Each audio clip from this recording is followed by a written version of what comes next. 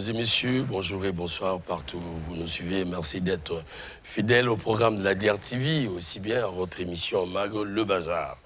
Il faut dire qu'après donc cette ambiance sulfureuse que le Congo venait de vivre, plus précisément la ville de Brazzaville, avec la question de l'affermage de EKRC, une question qui a suscité vraiment la grogne sociale au niveau des travailleurs, au niveau des syndicalistes, une grogne qui a emmené même le gouvernement à la table avec ces derniers, une grogne, il faut le dire comme ça, qui a suscité une convocation donc d'un grand débat au niveau de l'Assemblée.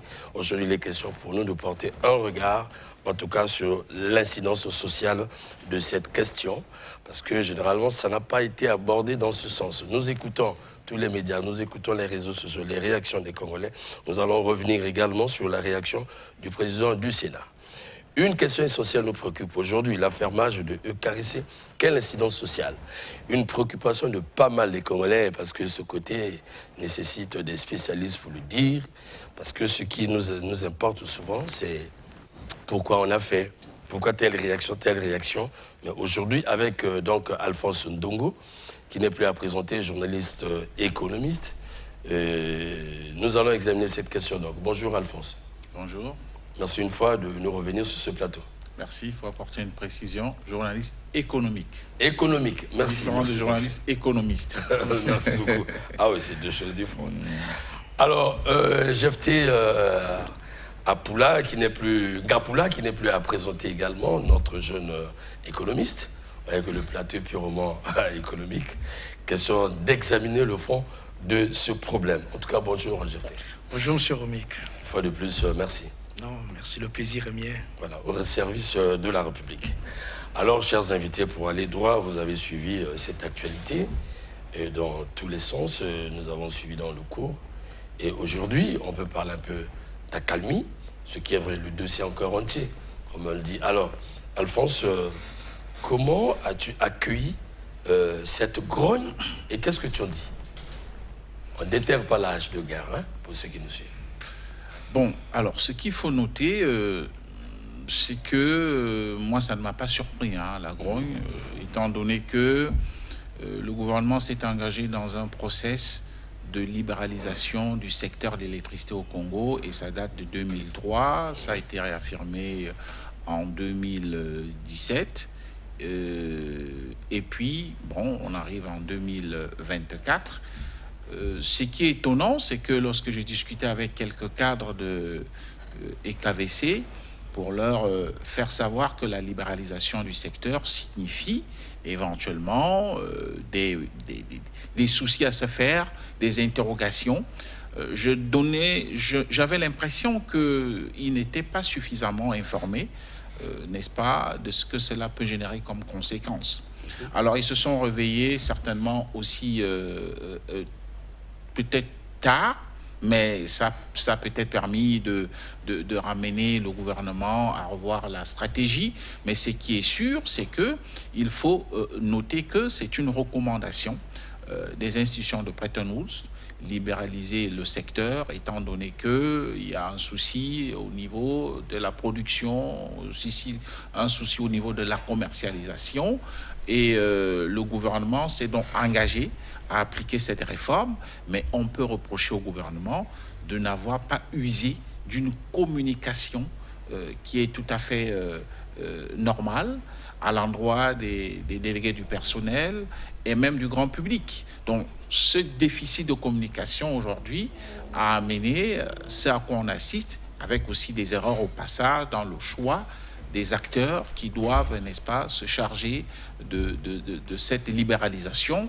Et deuxièmement, l'option choisie par le gouvernement de faire ce qu'on appelle le dégroupage d'une société comme EKVC, qui, je vous le rappelle, si on tient compte de la clientèle que nous avons au niveau de cette société, c'est quasiment un quartier de Yopougon en Côte d'Ivoire. Absolument. Donc on ne peut pas penser à un système de dégroupage lorsqu'on a un marché de petite taille.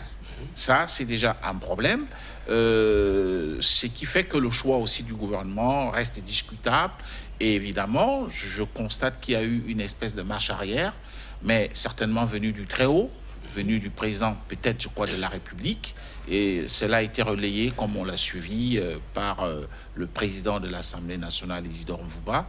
Bon, maintenant, je ne pense pas que ce soit la fin en soi. Il faut maintenant attendre quelles sont les conclusions qui vont être issues dans le cadre de la concertation qui continue entre le gouvernement et le personnel. Oui, je reste d'abord avec vous, effectivement. C'est un son de cloche que nous avons écouté partout, oui.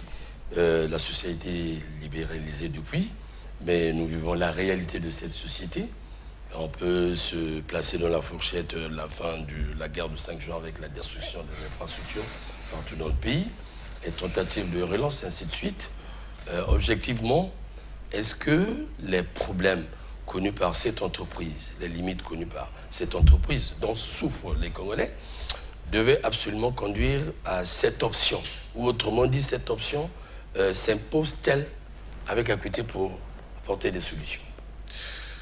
Je ne crois personnellement pas, parce que si on fait des comparaisons, c'est vrai que c'est mi-figue, mi-raisin, si on fait des comparaisons avec d'autres pays qui ont connu le système de libéralisation du secteur, mais pas le dégroupage à la congolaise, saucissonner une société, des concessions, des barrages, la commercialisation qui revient à nos structures, la production, ainsi de suite. Alors, prenons le cas des pays comme le Gabon ou le Cameroun, où effectivement, il y a eu la libéralisation du secteur. Je crois savoir, un pays comme le Cameroun aujourd'hui est en train de racheter les parts détenues par les Britanniques, c'est-à-dire à travers la société Artis. C'est une société britannique.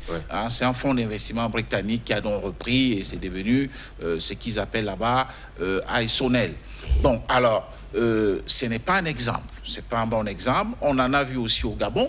Aujourd'hui, le Gabon souffre aussi des problèmes d'électricité au point où l'État gabonais a même été obligé d'engager la location des centrales thermiques flottantes pour essayer d'alimenter, n'est-ce pas, Libreville et Port-Gentil.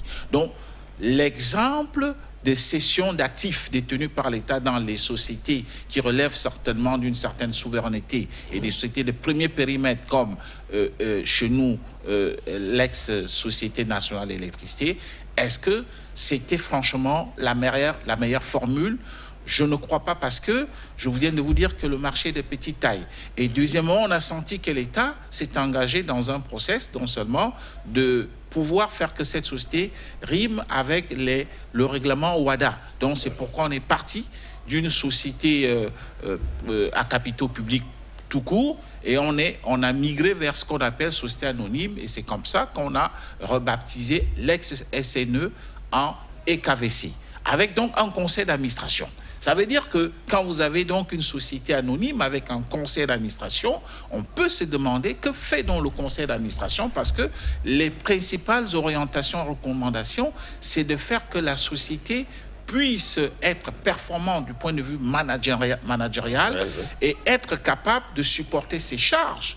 Bon, l'État, à ce moment, a été laxiste, parce que qu'on le veuille ou non, aux sociétés anonymes, mais on sait très bien que ce sont des capitaux publics congolais, même si on nous a présenté un acte notarié avec des actionnaires qui n'ont même pas libéré toutes leurs actions. On sait très bien que c'est une société à capitaux publics, donc qui appartient à l'État. Mais que fait donc l'État, qui est en même temps actionnaire, à travers le conseil d'administration? On peut se demander, parce que la société souffre d'un problème beaucoup plus de management. Il faut qu'on se dise des vérités. La société KVC, ce n'est pas, comme j'ai entendu dire, une autorité qu'il y avait des gens incompétents. Et il y a tout simplement un problème de management. Parce que s'il y a un réel management au sein de cette société, avec évidemment le plan tarifaire qui est étudié par la Banque mondiale. Vous savez, il faut qu'on se dise des vérités. La tarification au Congo est encore la plus faible dans l'ensemble de la sous-région, à 44 francs CFA. Mais encore, si on demande aux gens de payer, de relever la tarification même à 70 ou 80 francs, mais avec une fourniture régulière, avec un service de qualité, je pense qu'il y a des gens qui peuvent le faire, puisqu'aujourd'hui, voyez-vous, on n'a pas de courant, mais que font les débrouillards? Ils sont obligés d'acheter du carburant. Si vous faites le calcul à la fin du mois, ça représente d'énormes dépenses. Donc, certainement avec une communication de qualité, mais aussi avec un management qui est à la mesure des attentes des consommateurs. Cette société n'a pas besoin, pour moi, d'être cédée à des privés. Parce que les privés, quand ils viennent se faire de l'argent. Ils ne sont pas là pour faire l'armée du salut. Merci, l'armée du salut. Alors, le discours économique, hein? Merci beaucoup, Alphonse. Alors, Jephté, vous avez suivi votre prédécesseur sur la question. Oui, l'initiative était de vendre les parts. C'est l'unique société que le Congo a. Est-ce que cette initiative n'était pas salvatrice? Merci, monsieur Romik. Vous savez, l'économie est une science sociale et la logique voudrait qu'une décision économique doit par essence refléter la société. Le doyen Alphonse a fait un très bon discours en abordant même la notion de la libéralisation de l'économie. Nous sommes conscients, nous économistes, nous savons qu'aujourd'hui, il est difficile de parler de l'État-providence. L'État-providence n'existe plus. Aujourd'hui, on parle plus de l'État gendarme en matière de finances publiques. L'État a pour rôle donc de réguler les marchés et autres. Et même dans ce passage, dans le passage de l'État-providence à l'État gendarme, il y a un certain nombre de mesures qu'il faut prendre. On ne passe pas ou on ne saute pas, on ne quitte pas un système pour un autre du jour au lendemain. Déjà, en parlant de la libéralisation de l'ECAREC depuis 2003, c'est vrai, théoriquement, j'approuve, mais de la pratique, déjà, la société ne s'était pas préparée pour une économie de marché comme telle. Parce que je ne peux pas comprendre que l'on décide d'aller vers une économie de marché au moment où on applique la gratuité au niveau de la société. Il y a un problème. Aujourd'hui, s'il faut justifier ou expliquer l'échec de l'SNE, l'ex-SNE ou ECAREC, aujourd'hui, c'est sa gratuité. La gratuité au sein des agents, des administrations publiques. Aujourd'hui, vous savez qu'avec les événements du 4 mars 2012, donc ça fait 13 ans aujourd'hui, que la zone dite rouge ne paye pas l'électricité au détriment de la société. Donc, à Pila ou NG 753. S'il faut chiffrer la perte de la société, c'est en termes de milliards pendant 13 ans. C'est tout un secteur qui ne paye pas. Et à côté de cela, nous avons des autorités qui ne payent pas parce que voilà, ils bénéficient d'un décret du chef de l'État. J'ai même lu quelqu'un dire que, voilà, même aux États-Unis, les dirigeants bénéficient un peu des avantages et autres. Mais attention, la réalité n'est pas la même. Nous n'allons pas comparer quand même l'économie américaine à l'économie congolaise. C'est une économie développée, ils ont un secteur développé, alors que le nôtre, on essaie encore de développer notre secteur. Aujourd'hui, le système capitaliste ne s'applique pas comme tel en République du Congo parce que les conditions ne sont pas réunies comme telles pour une économie de marché. Ça, il faut se le dire. Et donc, une telle décision, logiquement, devrait asseoir les spécialistes dans la matière, tels que les doyens Alphonse, nous les économistes, pour essayer un peu de faire une étude économique là-dessus et voir si l'affermage est un bien ou pas pour la société. Parce que quand nous décidons dans le domaine économique, il faut tenir compte de la société. Oui, le social, l'économie repose sur le social. Aujourd'hui, en tenant compte du SMIC, par exemple, du Congolais, le SMIC est aujourd'hui à 70 400 francs. Bon, pour un tel SMIC, vous voyez déjà que l'affermage cause problème, dans le sens où le privé qui vient pour la location, s'il faut dire ça comme ça, parce que quand on parle d'affermage, ce n'est pas de la privatisation comme telle, voilà. Mais c'est le privé qui gère. Mais il vient pour l'investisseur minimise les risques et maximise son coût. Donc aujourd'hui, on peut par exemple revoir le prix du kilowattheure à la hausse. Mais quel est ce citoyen lambda avec un salaire, avec un SMIC de 70 000 francs capable de payer la facture d'électricité? C'est ça le problème. Quel est le taux de chômage aujourd'hui en République du Congo? Aujourd'hui, s'il faut chiffrer, nous sommes passés de 20 à 19,8. S'il faut tenir compte des derniers chiffres de l'Organisation internationale du travail sur le taux de chômage en République du Congo. Et là encore, ce taux exclut les chômeurs découragés. Donc, ça veut dire que ceux qui ne sont pas vraiment actifs sur le marché de l'emploi et autres, ceux qui ne se motivent pas, s'il faut dire ça comme ça. Donc vous voyez qu'il y a beaucoup d'éléments. Il y a le taux de pauvreté qu'il faut prendre en compte. Il y a l'inégalité qui s'est installée en ce qui concerne la redistribution des richesses. Vous voyez, les autorités fixent un SMIC à 70 000 francs, mais vous avez par exemple des ministres qui gagnent 15 millions. Alors qu'on suppose qu'un Congolais peut vivre avec 70 000 francs. Vous voyez que l'inégalité est énorme. Et face à une telle réalité, vous venez encore vers cette population déjà appauvrie pour une éventuelle réforme. Mais naturellement, c'est difficile. Il faut dire les choses telles qu'elles sont. Aujourd'hui, cette réforme ne peut pas passer. Et je crois que le président de l'Assemblée et le Premier ministre ont dû retirer ce tir. Nous y arrivons. Alors, vous avez évoqué quelque chose de très important, de capital, qui a été évoqué même lors de la tenue de l'Assemblée générale, aussi bien après l'Assemblée générale, l'échange que nous, la presse, nous avons eu avec ce syndicat, Alphonse, sur le manque à gagner de cette entreprise. Est-ce que le problème peut se poser à ce niveau? Oui, le manque à gagner est flagrant. Ça, on l'a vu. Il y a un décret qui est là et qui exonère certains dignitaires du paiement des factures d'électricité. Donc, ça, il y a un décret qui date, je crois, de la période du monde. Juste la période post-conflit de 1997. Voilà.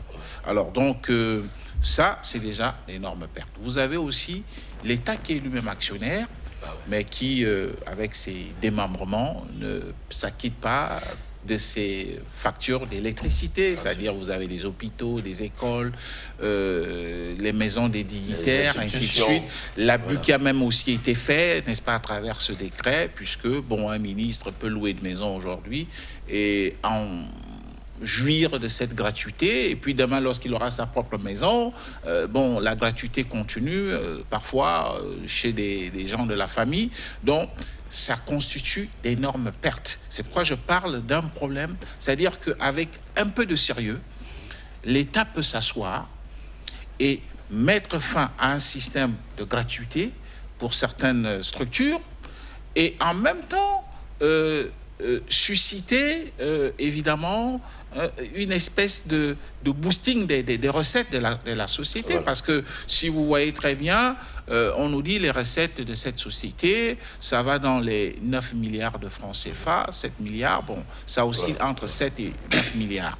Bon, tenant compte des charges incompressibles de la société, bon, c'est pratiquement entre 2 et 2,5 milliards de francs CFA qui vont dans les charges incompressibles de la société. Ce qui signifie que le reste, bon, ça sert certainement à la maintenance, mais aussi, bon, est-ce que vraiment la gestion est bien faite?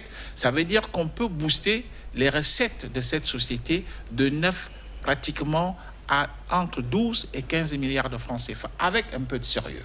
On n'a vraiment pas besoin de faire venir, je ne sais pas, des intelligences outre-mer ou en Afrique ailleurs pour venir redresser cette société du point de vue managérial. Je parle du point de vue managérial. L'aspect technique reste une autre paire de manches. Ça, c'est aussi à l'État actionnaire d'investir des moyens, et je crois que l'État l'a souvent fait, mais si l'État paye aussi ses dettes, je pense que cette société aurait assez de moyens pour la révision des barrages qu'on est en train de, n'est-ce pas, de mettre en concession. Donc, il y a la possibilité pour une société comme celle-là de se faire de l'argent. Ces gens qui se sont bousculés, qu'il s'agisse des Albanais, des Suisses ou bien des Sénégalais, dans le cadre de la reprise du segment distribution et commercialisation, ils ne le font pas parce qu'ils sont des enfants de cœur. Ils viennent, ils ont soumissionné parce qu'ils savent qu'en faisant des projections de calcul, il y a de l'argent à se faire.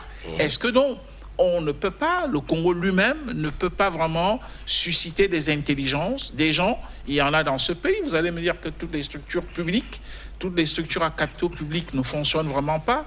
Moi, je ne vais pas faire leur publicité. Suivez mon regard. On est quand même dans un pays où on peut, en tant que journaliste, regarder ceux qui font quelque chose, soit dans le secteur des télécoms, soit dans le secteur, n'est-ce pas, je ne sais pas, bancaire. Il y a des Congolais qui travaillent et qui, quand même, ont des résultats probants. Qui sont formés. Donc, on peut avoir de bons managers. Ça, il faut qu'on se dise des vérités. Moi, je ne fais pas de la fixation. Je pense que cette société souffre d'un problème managérial. Quand il y a un bon manager, il y a la possibilité de redresser la pente du point de vue financier, mais du point de vue aussi des ressources humaines, et faire que la société aille crescendo dans le cadre de ses performances. Alors, en tout cas, il faut rappeler information. Il y a la question de la bonne gestion qui s'impose, à entendre la plupart des intervenants sur la question. Et à côté, on parle de l'incompétence. Et à la suite des échanges que la presse a eu avec ce syndicat, qui était présent à cet échange, les ingénieurs de la boîte, ils nous ont eu à nous démontrer, ça c'est selon eux, que les solutions pouvaient en découler, effectivement, tel que vous l'avez dit, s'il y a une capacité managériale. Parce que lorsqu'ils posent 7 milliards, par exemple, plus bas, le mois, si l'entreprise se tape 7 milliards, dans des charges, si l'entreprise peut libérer 3 milliards pour les charges, il va rester 4 milliards. Et pour chaque mois, les spécialistes, les techniciens sont eux-mêmes de régler ces problèmes donc, de transport, et ainsi de suite. Alors c'est peut-être une solution parmi tant d'autres, mais entre-temps, est-ce que cette initiative, si elle aboutissait, ou si elle aboutit bien que le Premier ministre, avec les syndicats, on pensait mettre en place une structure qui devait poursuivre les travaux et faire des propositions. Mais dans ce cadre-là, alors, on travaille en anticipation, on émet des idées pour... Alors, GFTC, cela a lieu, par exemple, on libéralise, on donne à une tierce personne. Est-ce que cela peut avoir une incidence dans le social des Congolais? Pour répondre à cette question, je dirais oui. Vous savez, M. Romik, la libéralisation d'une économie, comme je l'ai dit en amont, ne se décrète pas comme telle, ça se travaille. Il faut réunir les conditions. Vous voyez ? Une économie de marché, on l'a toujours voulu. En tant qu'économiste, c'est quelque chose de normal parce que quand le privé gère, il y a un résultat attendu comme tel. Absolument. Voilà, à la différence, par exemple, du secteur public. Ça, il faut le dire. Je crois que sur cette question de privatisation, c'est Milton Friedman, l'un des grands économistes, qui aborde cette question de la privatisation. Pour dire que quand le privé gère, les résultats, on sent qu'il y a des résultats, il y a une performance en termes de résultats. Ça, c'est vrai. Maintenant, le problème, c'est qu'il faut réunir des conditions. Il ne faut pas privatiser pour privatiser. J'ai évoqué certains éléments ici qui mettent à mal la privatisation de la société. Mais l'incompétence vient de qui? Aujourd'hui, si le caressé ex-SNE échoue jusqu'à nos jours, à qui est comme la responsabilité? La responsabilité émane des autorités. Vous n'allez pas pointer du doigt les agents. Non, pas du tout. Vous n'allez pas les pointer du doigt. Déjà, c'est une société sous tutelle. Ils n'ont pas une politique interne comme telle. Ils dépendent du ministère. Donc, ce sont les décideurs qui prennent des décisions à la place de ces techniciens et autres pour la bonne marche de la société. Donc, aujourd'hui, les gouvernants doivent reconnaître que, voilà, ils ont failli avec la gestion de l'UQRC, comme l'a dit le doyen Alphonse. Le problème, il est de management. Aujourd'hui, ils doivent revoir leur façon de gérer la structure. Déjà, même au niveau interne, il y a une réforme qu'ils peuvent émettre. Par exemple, mettre fin à la gratuité d'électricité aux agents. Ils sont payés, donc ils peuvent bien payer l'électricité. Ce sont des réformes qu'ils peuvent bel et bien faire au niveau interne pour essayer un peu de booster la société pour une gestion efficace. Voilà. Mais donc, dire aujourd'hui que, voilà, il faut libéraliser, je vous l'ai dit, la libéralisation, ce n'est pas du jour au lendemain. C'est un processus et il faut tenir compte également de la structure économique, du niveau du pays, du social du pays. C'est ça le problème.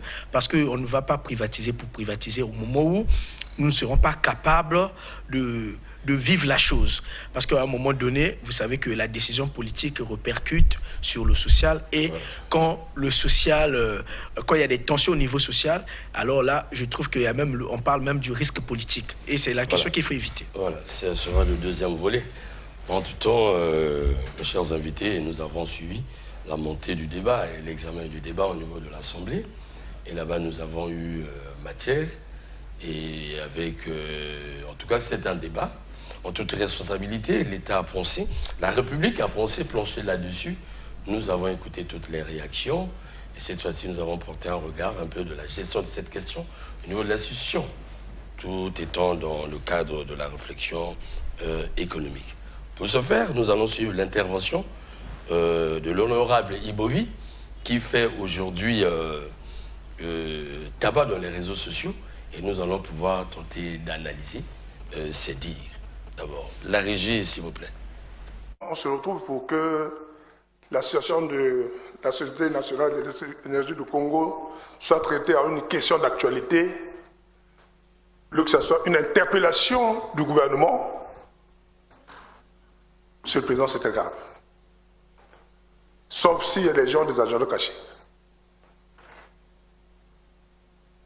Parce que la question d'actualité, c'est que c'est le député qui pose la question, il n'y a que lui qui a la réplique. Au fond, les questions orales au gouvernement, c'est tout le monde qui peut intervenir et porter sa condition pour trouver une solution de ce qui se passe au niveau de la Société nationale d'électricité. Parce que ce qui se passe maintenant au niveau de la société, je crois que c'est même contre même le président, il faut dire même contre le président. Il faut qu'on en parle. Il ne faut pas que ça soit introduit à un député. La situation est très grave. Parce que, Monsieur le Président, quand vous regardez la Société nationale de l'énergie, c'est que vous avez les barrages qui produisent l'électricité. Et vous aviez ceux qui sont chargés de faire le transport et la distribution et la commercialisation. Les barrages, donc, si une fois les barrages qui ont été construits par l'État au profit de la société, on les liquide. Donc, ça dit que les achetants vont maintenant vendre à la Société nationale d'électricité le courant. Ceux qui viennent prendre, ils viennent prendre que la distribution et la commercialisation. Et à la fin, ils vont vendre ça à combien aux consommateurs?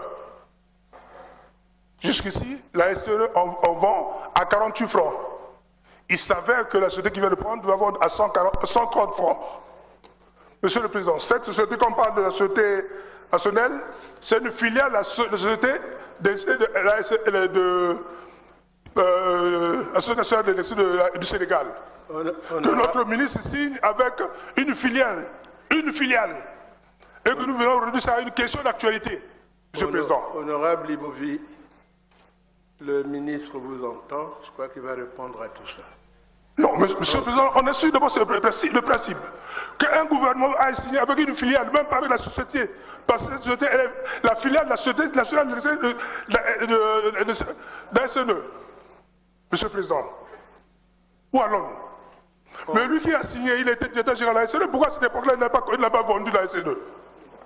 Le ministre va répondre à tout ça. Mais non, mais Monsieur le Président, arrêtons. La société est grave. Sauf qu'ils ont des agents cachés.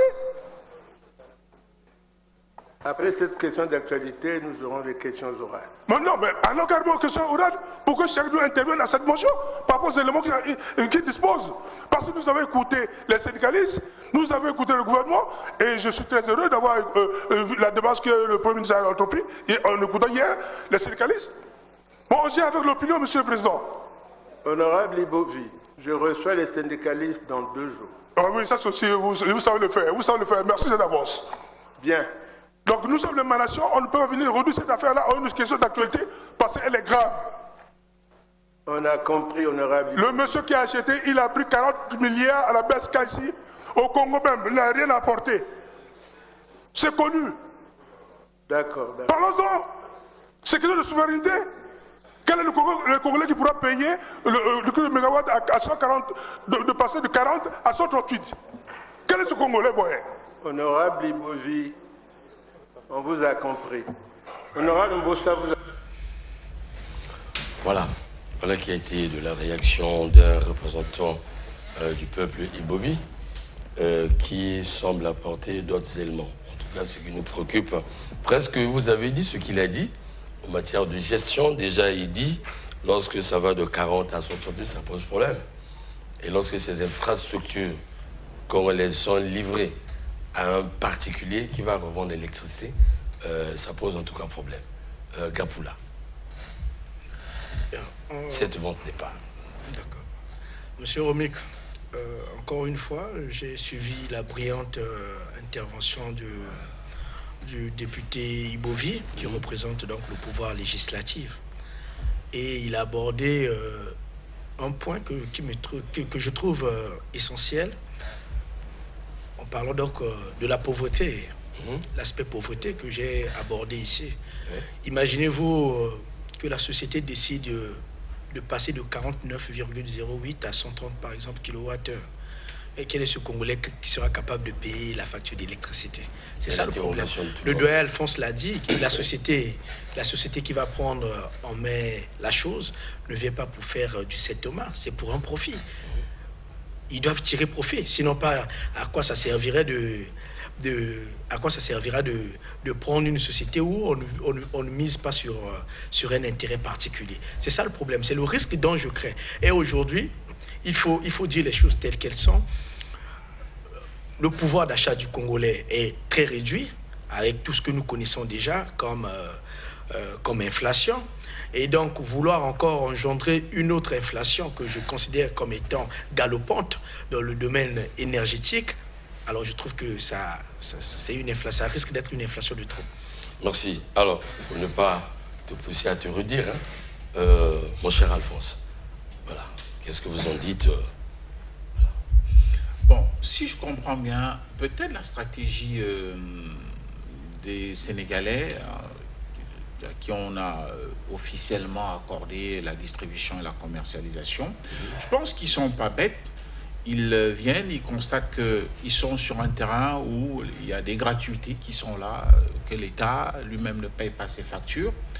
Et peut-être, ils sont aussi au courant qu'il y a la Banque mondiale qui a engagé une réforme tarifaire du prix du kilowatt d'électricité au Congo, pour l'arrimer certainement à ce qui se passe dans la sous-région. Et c'est en ce moment, je pense que dans leur calcul financier, ils se disent, bon, on passe outre le fait que l'État ne paye pas et on va faire impacter ce prix sur ceux qui payent, ceux qui sont sur le fichier, qui sont reconnus comme consommateurs réguliers. Et d'ailleurs, ça peut m'étonner parce que lorsqu'ils ont soumissionné, il n'y avait pas l'offre financière. Alors, selon mes informations, parce qu'il y avait 3 sociétés, il y avait une société albanaise, une société suisse et justement la société sénégalaise. Dans leur offre, l'offre financière devrait intervenir en amont, c'est-à-dire qu'au moment où vous présentez votre offre technique, vous présentez aussi votre offre financière. Absolument. C'est donc le flou aussi qui existe, c'est certain que là, on a laissé cette partie en disant, bon, une fois que nous avons obtenu le contrat sur le plan technique, nous allons donc faire une évaluation financière. C'est aussi quand même ce qui peut étonner, parce que quand on fait un appel d'offres, il faut qu'il y ait à la fois l'offre technique et l'offre financière. En ce qui concerne CCLEC, je n'ai pas connaissance, selon mes informations, qu'il y avait une offre financière en amont.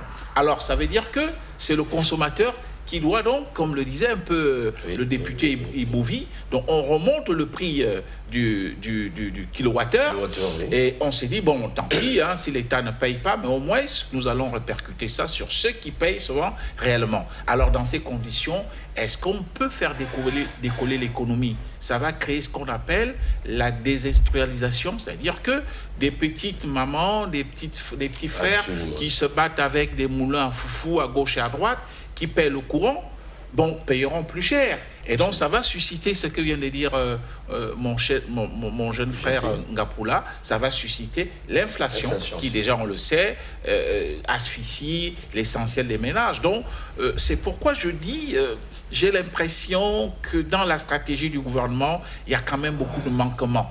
Et c'est pourquoi les syndicalistes ont saisi la balle au bon, au point de tellement ébruiter cette histoire que on a donc décidé de renvoyer un peu à leurs chères études le gouvernement qui lui donc refile, n'est-ce pas, la stratégie aux syndicalistes en leur disant apportez-nous la démarche qu'il faut adopter. Je crois que c'est un peu à ces niveaux-là que se situe le problème. Voilà, c'est là toute la complexité de la chose, mais nous saluons l'initiative prise par le Premier ministre de faire asseoir et le gouvernement et ces derniers sur cette question. Et lorsqu'il refile, comme tu dis, la charge aux syndicalistes, c'est aux techniciens qui le fait. En tout cas, c'est du travail. Mais je pense que tous ces deux doivent s'ouvrir à écouter, à chercher vraiment les propositions de pas mal de spécialistes. Parce qu'après, lorsque nous examinons tel que nous faisons, mais il y a à boire et à manger. Mais il y a des incidences, ils ne disent pas leur nom. Alors, En tout cas, il n'est pas tombé du ciel, hein. Il est là avec nous, Guy Benoît de Victor, pour ceux qui nous ont suivis depuis le début. Voilà, il venait de faire son entrée, hein. Il était occupé par le travail, mais vu l'importance du débat, il a pensé qu'il devait être là. À la place, je devais recevoir aussi 2 syndicalistes, malheureusement. Ils sont dans leur tractation, ils sont reçus quelque part aujourd'hui. Sinon, on devait les avoir sur le plateau. Alors, Guy Benoît de Victor, tu es bien aiguisé en politique, souvent dans les analyses politiques. Tu viens de suivre la réaction ou l'intervention du député Ibovi de la majorité sur la question. Je l'aborde dans le sens, nous avons suivi les réactions de certains Congolais vis-à-vis de son intervention. Alors, qu'est-ce que tu en dis d'abord? Merci beaucoup, Robert Kokilas, pour l'invitation. Je crois que M. Ibovi est dans son rôle. M. Ibovi est dans son rôle de législateur, de député. Parce que tout ce que nous vivons dans ce pays, c'est le fruit certainement de l'ignorance ou encore on fait exprès d'ignorer. Parce que personne ne veut reconnaître le rôle des uns et des autres et personne ne veut jouer aussi son vrai rôle. Ah ça? Ah oui, personne ne veut jouer son vrai rôle. Je commence par nous-mêmes, la profession, les journalistes ne veulent pas jouer le rôle qui est le leur. Et surtout dans les médias d'État, on pense que le rôle des médias, c'est d'accompagner le gouvernement. Alors qu'on leur attribue le pouvoir, le 4e pouvoir. Est-ce que c'est pour accompagner? Vous voyez? Les institutions ne veulent pas jouer leur rôle. La justice pense qu'elle est au service du pouvoir et non de l'État. Les parlementaires ne jouent pas leur rôle, pensent qu'ils sont là pour soutenir le gouvernement. Et le parti. Et le parti. Donc, au point où personne ne veut jouer son rôle, et même les régulateurs ne peuvent pas réguler pour ramener tout le monde au tondo, comme au centre. Chacun joue son rôle. Personne. C'est ça qui fait que l'État se gère à l'emporte-pièce. Quand Ibovi parle, M. Ibovi parle, ce qu'il dit, c'est ce que devait dire un député responsable, qu'il soit de la majorité ou de l'opposition. Oui, mais ce qui est surprenant, c'est que M. Ibovi qui est de la majorité parle, mais ceux qui sont de l'opposition ne parlent pas. Ils acquiescent. C'est bizarre. Pourquoi la minorité oppositionnelle ne parle pas? Qu'est-ce qu'ils en pensent? Ils disent rien. Vous voulez dire l'opposition? L'opposition, oui. Mais je crois que c'est en ce moment qu'ils devaient saisir là-bas pour démontrer que ça, c'est une solution de facilité. Parce que le député devrait faire la lecture. Si nous examinons depuis les indépendants, combien d'entreprises le Congo a eu, a créé, et combien subsistent jusqu'à aujourd'hui? Et pourquoi ça ne subsiste pas? Pourquoi on liquide tout? Pourquoi on ferme tout? C'est ça la vraie question.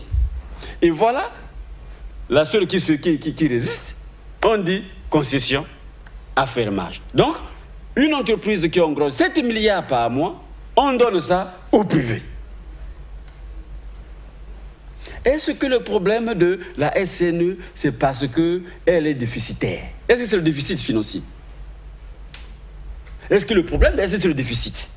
Entendre la tutelle. Bon, mais les syndicats viennent nous démontrer qu'ils ont 7 milliards par mois. 7 milliards! Et les charges vont autour de 2 milliards. 2, 3. Bon, les autres vont où? Le problème des Congolais avec la SNE, c'est que la fourniture d'électricité ne satisfait pas. Nous n'avons pas d'électricité en permanence. C'est ça le problème. C'est le problème. Mais je crois qu'un gouvernement responsable devait faire quoi? Réfléchir. Pourquoi réfléchir? Poser la question de savoir, mais pourquoi la SNE n'arrive pas à fournir permanemment l'électricité aux citoyens? Malgré l'existence des barrages. Et nous saurons là que les barrages sont arrivés, certains moteurs sont arrivés en fin de cycle, mais si le moteur arrive en fin de cycle, est-ce que dans un état sérieux, on peut faire qu'un moteur qui a une durée de vie de 5 ans, on le laisse vivre jusqu'à 5 ans, et puis quand il arrête, on constate? Ou bien, il y a ce qu'on appelle la maintenance. Mais ça, c'est le rôle de l'État, de réfléchir à propos. Et quand on réfléchit comme cela, on sait très bien que si elle n'a fourni pas l'électricité permanemment, ce n'est pas parce qu'elle se gère mal, c'est parce qu'on ne donne pas suffisamment de moyens pour maintenir les équipements à maintenir. les transfos, tout ce qui est les conduits d'électricité, est-ce qu'on a fait tout cela? Moi, je crois que c'est ça. Bon, maintenant, si, ça c'est la SNE, mais les autres entreprises, pourquoi c'est tombé? Pourquoi c'est fermé? Donc, je crois que moi, j'aurais aimé un responsable. Oui, pourquoi tout est fermé? Pourquoi? Mais pourquoi l'État ne pose pas la vraie question? Vous réunissez les sachants pour dire, réfléchissez sur comment relancer la SNDE, la SNE, le Kintsundi, tout ce qui peut produire de l'emploi. Parce que nous avons un problème d'emploi dans ce pays. N'est-ce pas? Pourquoi on n'en produit pas? Pourquoi on ne crée pas des usines? Est-ce qu'on peut mesurer notre économie même avec l'économie camerounaise? Même quand on avait le cacao, on ne peut même pas produire le cacao ni le café chez nous-mêmes. Même les allumettes, on parlait d'usines de bétou. Ça a disparu là, c'est comme si chez nous, il n'y a pas des arbres pour produire les tiges d'allumettes. Pourquoi on n'en produit pas? Est-ce que c'est parce qu'il y a l'incompétence? Mais s'il y a incompétence, mais c'est l'État qui pose le problème de fond. Donc, ceux qui pensent que M. Ibové est allé plus loin, c'est des gens qui ne comprennent pas. C'est purement simplement des fanatiques qui pensent que le rôle d'un député, quand il est à la majorité, c'est de fermer les yeux. Quand il y a même faute, quand il y a une erreur criarde, il faut fermer les yeux. Mais non, quand vous suivez la démocratie sur les autres, majorité ou pas majorité, le député parle pour le peuple. Il regarde l'intérêt social parce qu'il est le représentant du peuple. C'est pas cela. Il n'est pas le représentant du parti. Même si c'est le parti. Parce que dans l'Assemblée, là, il y a aussi les indépendants. Il y a des indépendants. Mais ils sont où les indépendants? Mais ils sont où l'opposition? Ça veut dire quoi? Ça veut dire que les Tchati Mabiala, c'est parce que c'est le seul parti, et le Yuki sont tous pour l'affermage et la concession. Parce que c'est tellement l'électricité n'arrive pas. Mais posez-vous la question, pourquoi ça n'existe pas? Pourquoi ça n'est pas permanent? Si vous ne faites pas le bon diagnostic, en tout cas, on ne trouvera pas le bon traitement. Exactement. C'est l'un des volets que nous avons voulu aborder parce que, mon cher Alphonse, ça va dans tous les sens, ça crée une véritable confusion, comme il a dit, dans le rôle de chacun, parfois dans le pays. C'est pas de la culture, il faut le dire comme ça, de nos députés, nous les suivons de près, surtout qu'il y a des directs. Sur la question des terres, nous n'avons pas vu des interventions ici, alors que la question touchait directement leur mandat dans l'Interland. Mais vous avez vu comment le gouvernement s'est tiré le cheveu de la tête pour aller jusqu'au bout. Le gouvernement abandonné par les députés, alors que ça serait une question des députés qui devaient faire des descentes, écouter la population réagissante, ramener le problème au niveau de l'État. Et voilà que la sortie d'Ibové pose problème. Bon, il faut faire une pédagogie quand même. Peut-être, je ne vais pas abuser de lui. Chaque fois que quelqu'un prend position, où il argumente, contrairement à certains, on dit il est pour, il est contre. Ce qui ne fait plus évoluer le débat, ce qui ne mène plus à la recherche de la vérité. Alors, c'est un député de la majorité, vous avez écouté ses propos, le contenu même de ses propos. Il est de la famille du pouvoir. Alors, pour les Congolais qui ont réagi, parce que je vous dis, on l'a taxé, on dit, il joue à la manipulation. C'est incroyable qu'un député de la majorité puisse déstabiliser certains membres de la majorité. Il ne parle pas de la sorte. On attendait cela de l'opposition, comme il a dit. Alors, et il apporte certaines vérités. C'est un député. Il lance comme ça. Il se peut qu'il y ait un agenda caché. Les syndicalistes l'ont dit. Ensuite, il nous sort l'affaire des 40 milliards comme ça. Nous savons à quel moment le député réagit. Comment vous appréciez cette réaction? Et voilà, en tant que député. Bon, je dois aussi quand même dire une chose qui est vraie, hein, ne faisons pas dans la langue de bois. Ouais. Je peux bien me demander pourquoi le député Ibové, lorsqu'on a lancé le programme de libéralisation du secteur, avec tout ce qu'il y a comme conséquence, parce que moi je l'ai lu, et je voyais qu'il y aurait effectivement des remous. C'est aussi leur rôle, eux qui sont à l'hémicycle. C'est parce que ces lois d'ailleurs passent par l'Assemblée, donc ils auraient dû déjà depuis l'Assemblée là-bas attaquer cette loi en disant non, on n'est pas pour ce projet de libéralisation du secteur de l'électricité pour telle raison, telle raison. C'est aussi leur. Il ne faut pas toujours être jouer au sapeur-pompier à la dernière minute ou faire le one-man show. Bon, c'est vrai qu'il essaye de recadrer le gouvernement à travers son intervention, mais je me dis, le rôle de ceux qui sont à l'hémicycle, parce que ces lois sur la libéralisation notamment du secteur. Ça passe par l'Assemblée. Où étaient donc ces députés? Parce qu'il ne s'agit pas seulement de dire oui, on est pour la libéralisation du secteur, il faut aller en profondeur. Moi, je suis allé en profondeur et j'ai l'impression que personne ne comprenait absolument rien du tout. Et donc aujourd'hui, c'est étonnant que les gens se réveillent. Bon, vaut mieux tard que jamais, mais je me dis aussi une chose, il faut qu'on soit honnête, on est journaliste, pour aussi dire la vérité. Il est vrai que tout le monde vit n'est-ce pas, le mauvais management des KVC. Nous le vivons, ça fait 5 jours que la ville est quasiment dans le noir. Dans certains quartiers même, c'est plus de 5 jours. Vous avez des quartiers comme les tendances, autant nous sommes des souverainistes, des républicains, en disant oui, ça relève, n'est-ce pas, d'un principe de souveraineté. On ne peut pas vraiment céder une société de premier périmètre à des étrangers parce que des mauvais exemples sont légion. J'ai parlé du Gabon, du Cameroun, même si au Sénégal et en Côte d'Ivoire, c'est des exemples qui ont réussi, mais il y a le meilleur exemple où on n'a pas cédé des actifs, où c'est l'État qui gère, c'est l'Angola. L'Angola, aujourd'hui, c'est le meilleur exemple en matière de distribution et de commercialisation de l'énergie. Les Congolais sont allergiques lorsque vous leur présentez un autre tableau. Alors, je ne sais pas pourquoi on va chercher loin, parce que moi, quand j'ai discuté une fois avec le ministre Wosso, il m'a vanté l'exemple ivoirien en parlant de la compagnie ivoirienne d'énergie. Oui, bon, mais je lui ai fait comprendre que le dégroupage ne peut pas se faire dans un marché de petite taille, parce que la Côte d'Ivoire, c'est peut-être 4 fois, 5 fois notre marché. Et je lui ai dit, le meilleur exemple, c'est l'Angola. L'Angola, si je pense qu'on est journaliste et les experts congolais peuvent le fouiller, l'Angola aujourd'hui présente le meilleur exemple où non seulement tout est géré à 100% à capitaux publics, mais aussi avec un management constitué de cadres angolais. Donc, pourquoi est-ce qu'on va aller chercher très loin ce qui est à côté de nous? On peut bien, n'est-ce pas, s'inspirer du modèle angolais. Vous savez, donc voilà. Les Congolais me donnent le retour. Les Congolais sont très allergiques on dit que ce n'est pas une disgrâce d'imiter ce qui est bien. Mais les Congolais, certains sont allergiques lorsque vous leur présentez un tableau d'ailleurs qui ont réussi tel que tu le fais. Ils vont vous répondre en termes de patriotisme. Et je vais ajouter quelque chose, Roby, permets-le-moi.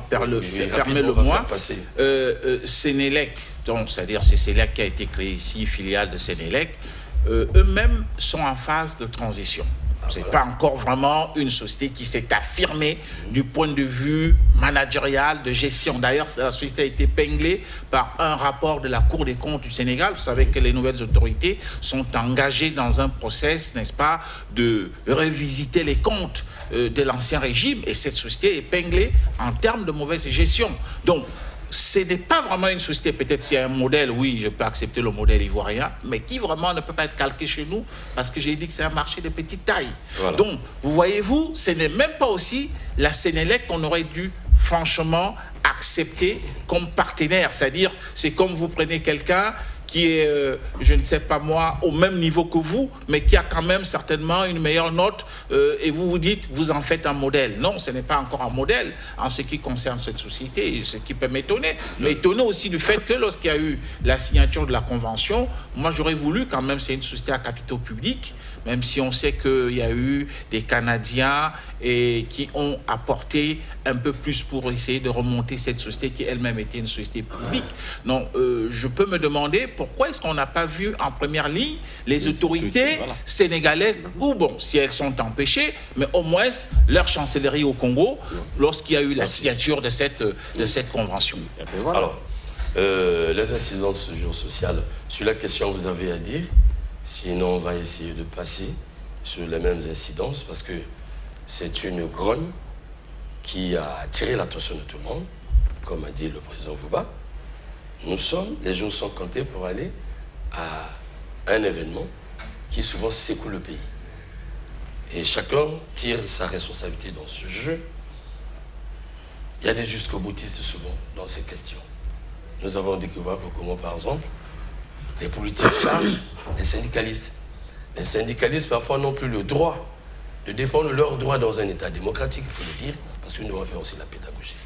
Ils font leur annonce, parce qu'ils ont un problème avec leur patronat, avec leur tutelle, c'est des jeunes qui viennent afficher des fake news et qui combattent un syndicat.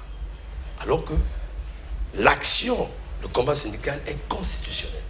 C'est un partenaire du gouvernement. Et lorsque le président parle du dialogue social, c'est pas entre le gouvernement et le pouvoir.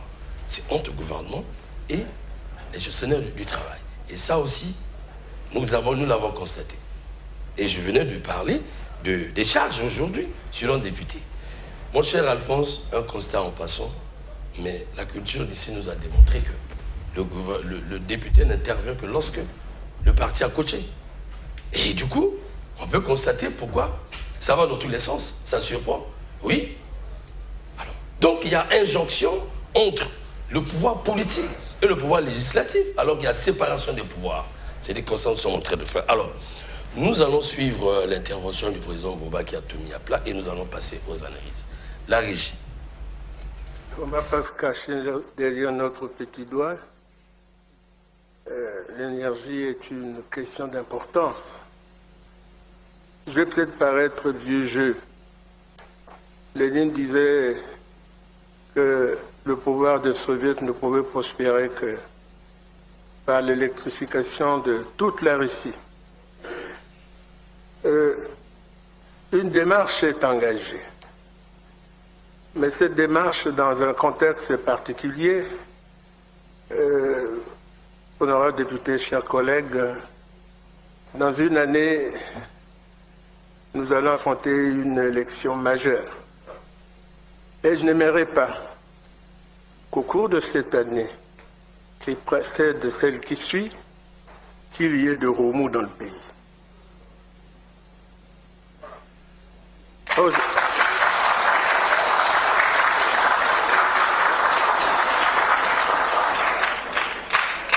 Donc le processus engagé doit se faire sans remous. Malgré tout, je constate que c'est mal parti. C'est mal barré, comme on dit. Bon, le démarche a été quelque peu amélioré puisque le Premier ministre met en place un comité technique. Nous osons croire que le petit comité technique va faire de telle sorte que la démarche se passe sans remous pour le bien et de l'entreprise et du peuple congolais. Donc, entre-temps, on suspend tout.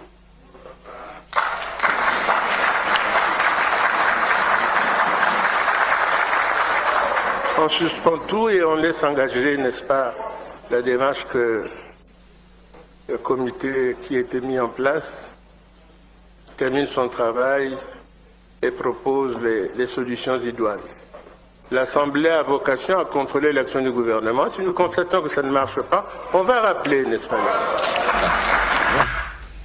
Voilà, on suspend tout pour l'instant. Il y a l'échéance présidentielle qui attend le pays, question d'apaiser le climat social, et l'Assemblée a pour mission de contrôler l'action du gouvernement. Tels sont les mots forts du président de l'Assemblée, Guy Benoît de Victor. Quelle analyse fais-tu de son intervention? Oui, bon, vous savez Nous avons vous savez 7 que minutes. Le président Vauba, c'est un fin politique. C'est un fin politique. Il est dans son rôle. Ah ben, il est aussi dans son rôle politique. Mais entre-temps, la population se demande. Mais il y a beaucoup de choses qui se passent à l'Assemblée. Mais ils ne vont pas au fond des dossiers. Alphonse tout à l'heure a dit. Les lois pour libéraliser les secteurs sont passées là. Ils ne sont pas allés au fond. Ils savent bien que c'est des sociétés de souveraineté. Vous voyez? Bon. Mais moi, ce que je ne comprends pas, Ibovi parle, tout le monde est tranquille. Le dossier est bien là. Personne ne veut prendre la parole pour parler jusqu'aujourd'hui. Quand le président Vauba dit, bon, on suspend, tout le monde applaudit. Ça veut dire quoi? Ils étaient contents ou mécontents? Vous voyez ce que ça fait? Et ça, c'est le PCT. Parce que ça veut dire quoi? Ça veut dire que les députés... sont les députés. Oui, mais les députés, mais c'est ça. Mais parce que nous sommes encore aux vieilles méthodes du monopartisme. Mais moi, j'ai peur. Dès lors que j'ai vu les Atalaks réagir contre l'intervention de M. Ibovi, j'ai peur que ça ressemble à l'affaire de Edouard-Moigny. Parce que quand on parle comme ça, surtout qu'on ne caresse pas l'animal dans le sens du poil, alors on devient la bête à abattre. Et en ce moment-là, on est contre. Non, on dit même alors que celui qui ouvre les yeux, qui a bien ouvert les yeux, c'est tellement des décideurs qui demandent d'arrêter, Ibovi est parmi ces gens-là. Pour dire qu'il faut éviter d'ouvrir la boîte de Pandore. La calebasse risque d'être trouée. Dans les réseaux sociaux. Et voilà. Mais donc, parce que chez nous, on a déjà eu ça. Hein. Mais quand Idéver a parlé, tout le monde a crié, on l'a mis, on l'a séquestré, on a tout ce qu'on a fait. Après, on revient à la solution d'Idéver. Ouais, non? Où on sommes? Les réformes sont arrivées. Mais pourquoi l'avoir puni? Pourquoi l'avoir... Non, revenons sur... Je reviens sur l'intervention du président Bouba. Évidemment. Mais moi, je sais que c'est un politicien. Quand le président Bouba parle comme ça, c'est que ailleurs aussi, il a reçu des instructions, parce que lui aussi, il n'obéit qu'aux instructions de sa tutelle. Mais ce qu'il dit, tu es là dans la procédure, ce qu'il dit, il y a un problème que nous examinons. Il faut mettre à plat. Mais il y a un comité qui a été mis en place, le problème est entier. Voilà, le problème est entier. Oui, mais c'est ça ce que je suis en train de... C'est ce que je voudrais dire. Est-ce à dire, comme Ibovi a dit, il y a des agendas cachés, le temps va nous faire défaut. Mais tout ce qu'il fait là, c'est pour dire, bon, on nous a découvert, arrêtez. C'est ça, c'est pour dire que, apparemment, on est découvert là, arrêtons, faisons sursoir. Faisons sursoir. C'est ce que ça veut dire en d'autres termes. Faisons sursoir, parce que nous gagnons d'abord la bataille de la présidentielle, et puis c'est on reviendra avec, c'est ce qu'il veut dire. Voilà. Parce qu'ils se sont rendus compte qu'ils sont mis à nu. Voilà. Gapoula. Déjà, l'impression que j'ai, c'est le fait que quand le gouvernement met en place une initiative, j'ai comme l'impression que les experts n'analysent pas vraiment la chose dans le fond. Et raison pour laquelle, vous verrez, quand on arrive au niveau de l'Assemblée, on a comme l'impression que les initiatives du gouvernement échouent. Déjà avec l'affaire des terres, vous savez bien que, voilà, il y a eu débat, le gouvernement a dû reculer avec l'affaire que nous connaissons de l'affermage de Le Caressé. On sent que le gouvernement n'arrive pas à se justifier comme tel. Or, s'il y avait un travail qui a été bien établi, bien bâti, il pouvait bel et bien convaincre certains parlementaires pour dire que oui, nous avons l'initiative, nous avons travaillé sur la chose, sur le dossier, voilà les avantages, voilà, et ça pouvait bien passer. Donc, on sent que le gouvernement a du mal dans la prise des initiatives. Et suspendre une telle initiative me semble juste. Voilà. Merci en tout cas de nous avoir suivis. Voilà qui a été du regard que nous avons porté sur cette question, en tout cas un regard purement socio-économique. C'est vrai qu'un peu de politique a intervenu avec Guy Benoît de Victor pour l'analyse de ces interventions, mais il faut retenir que lorsqu'une institution a mis fin à une question, avec précision pour dire c'est par rapport aux élections prochaines, on arrive à percevoir la montée du mauvais climat de notre société. Il suffisait que la grogne monte, il y a d'autres foyers de tension comme nous le savons bien dans la société. Et comme a dit l'un parmi les invités ici, le politique prend le coup. C'est dire que chaque Congolais, quel que soit son intérêt, quelle que soit sa fibre, parce que le Congolais, celui-là qui ne regarde plus aux intérêts généraux, il ne regarde plus aux intérêts de l'État des Congolais, mais quand c'est égoïste, c'est particulier, il peut aller jusqu'au bout, ben, il faut donc écouter la voix des institutions. Au reste, il faut dire, si vous êtes savant, sachant, vous savez mieux que les syndicalistes, les travailleurs, le Premier ministre, c'est-à-dire le gouvernement, le Parlement et les députés, mieux venir sur ce plateau pour donner au Congo de la matière. Sinon, c'est encore souffler sur cette braise-là. Comme a dit Guy Benoît de Victor, attendons prochainement. Voilà qui a été donc de notre analyse sur cette question. Faites vos suggestions. J'avais reçu sur ce plateau Alphonse Ndongo, journaliste économique, m'a-t-il dit. Merci pour ce vocabulaire. Hein.